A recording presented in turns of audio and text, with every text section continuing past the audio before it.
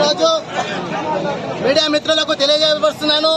ఈరోజు బషీరాబాద్ లో ఎంపీ రంజిత్ రెడ్డి అన్న గారి దగ్గర మాట్లాడలేకపోవడము, మన యొక్క బషీరాబాద్ లోకల్ నాయకులే ఈ రోజు మనకు స్థానికంగా మాట్లాడకపోవడము చాలా దురదృష్టకరంగా నేను భావిస్తా ఉన్నా.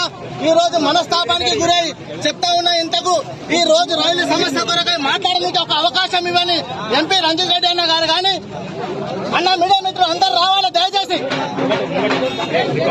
రావాలి. మీడియా మిత్రులు అందరూ కూడా మా యొక్క సమస్యను గత సంవత్సరంలో 25 రోజులు బషీరాబాద్ మండల ప్రజల కొరకు అన్ని పార్టీలు తీసుకొని నేను నిరసన తెలియజేస్తే ఈ రోజున ఈ యొక్క వేదికపై పిలిచి కూడా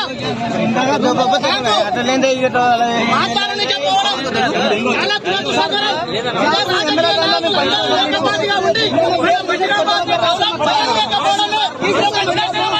నేను చెప్తా ఉన్నా, జ్ఞాపకం చేసుకున్నాను.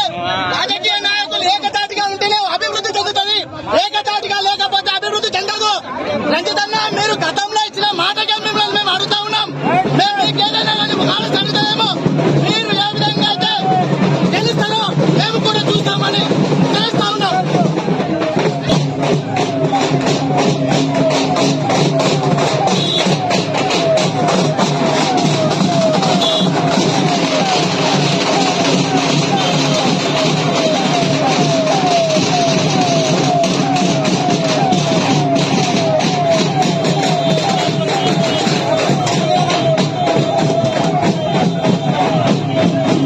రంజిత్ రెడ్డి గారు బషీరాబాద్ కు తన క్యాన్వాసింగ్ పరంగా రావడం జరిగింది.